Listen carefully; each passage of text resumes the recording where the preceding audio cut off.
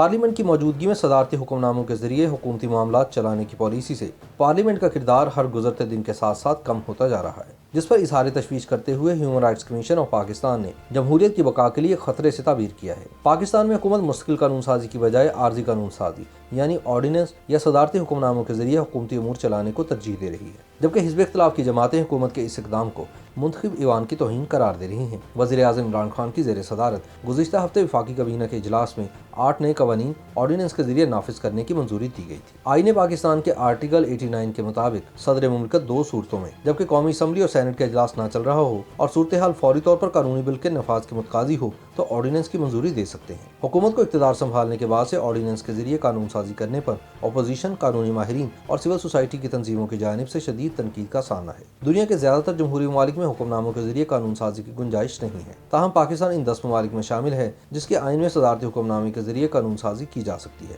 وزیر اعظم عمران خان صحافیوں کے ساتھ گفتگو کے دوران بھی اس بات کا اظہار کر چکے ہیں کہ موجودہ حکومت اپوزیشن کے ساتھ بات چیت کی بجائے آرڈیننس کے ذریعے قانون سازی کو ترجیح دے رہی ہے۔ عمران خان کا کہنا تھا کہ ان کی اتحادی جماعت سینٹ میں اکثریت نہیں رکھتی، تاہم وہ اپوزیشن کے ساتھ مفاہمت کی بجائے آرڈیننس کے ذریعے قانون سازی کے حق میں ہے۔ پیپلز پارٹی کے رہنما اور سابق وزیر اعظم پاکستان راجہ پرویز اشرف کہتے ہیں کہ تحریک انصاف کی حکومت نے اب تک جو آرڈیننسز جاری کیے ہیں ان میں کوئی بھی قومی ہنگامی صورتحال سے متعلق نہیں تھا، جبکہ اس عرصے میں حکومت نے صرف 2 قانونی بل پارلیمنٹ میں پیش کیے۔ انہوں نے کہا کہ پارلیمان کی موجودگی میں آرڈیننسز کے ذریعے قانون سازی جمہوریت اور پارلیمانی روایات کے منافی ہے۔ راجہ پرویز اشرف نے کہا کہ حکومت دانستہ طور پر پارلیمان کو غیر مؤثر بنانا چاہتی ہے اور یہ رجحان جمہوریت کے لیے اچھا ثابت نہیں ہوگا۔ پیپلز پارٹی کے رہنما نے واضح کیا کہ ملک و قوم کے مفاد میں قانون سازی کے لیے حکومت سے تعاون کرنے کو تیار ہیں، لیکن حکومت پارلیمان کی نفی کرتے ہوئے ذاتی ایجنڈے کو آگے بڑھانا چاہتی ہے۔ وزارت پارلیمانی امور کے مطابق پاکستان مسلم لیگ نون اور پاکستان پیپلز پارٹی کی حکومتوں کے دوران ایک سال میں اوسطاً 26 آرڈیننسز جاری کیے جاتے رہے ہیں۔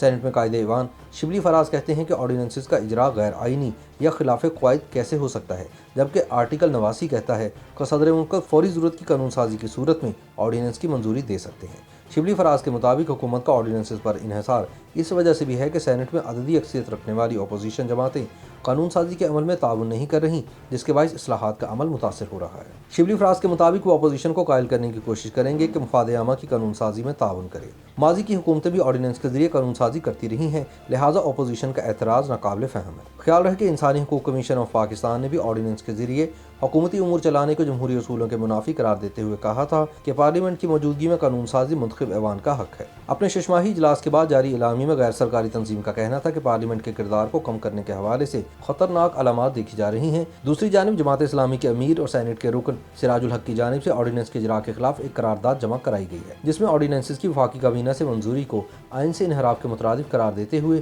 حکومت پر زور دیا گیا ہے کہ آرڈیننسز کی بجائے پارلیمنٹ کے ذریعے قانون سازی کی جائے۔ خیال رہے کہ سینٹ کسی بھی آرڈیننس کو کثرت رائے کی بنیاد پر مسترد کر سکتی ہے۔ پارلیمانی تحقیق کے ادارے سے وابستہ یاسمین رحمان کہتی ہیں کہ آرڈیننس کے اجرا کو اگرچہ غیر قانونی نہیں کہا جا سکتا، تاہم اس طریقہ کار کے غیر ضروری اور متواتر استعمال سے پارلیمانی نظام غیر فعال ہو جاتا ہے۔ انہوں نے کہا کہ حکومت کا یہ کہنا ہے کہ اپوزیشن تعاون نہیں کر رہی اس لیے آرڈیننس پر انحصار ہے، یہ غیر معقول بات ہے، کیونکہ کوئی اپوزیشن بھی حکومت سے تعاون نہیں کرتی، لیکن تعاون لینے کے طریقے ہوتے ہیں۔ خیال رہے کہ حکومت اور اپوزیشن الیکشن کمیشن کے ممبران کے تقرر کے حوالے سے اتفاق رائے میں بھی ناکام رہے تھے، جس کے باعث ممبران کی تقرری کا عمل آئینی بحران کی شکل اختیار کر چکا ہے۔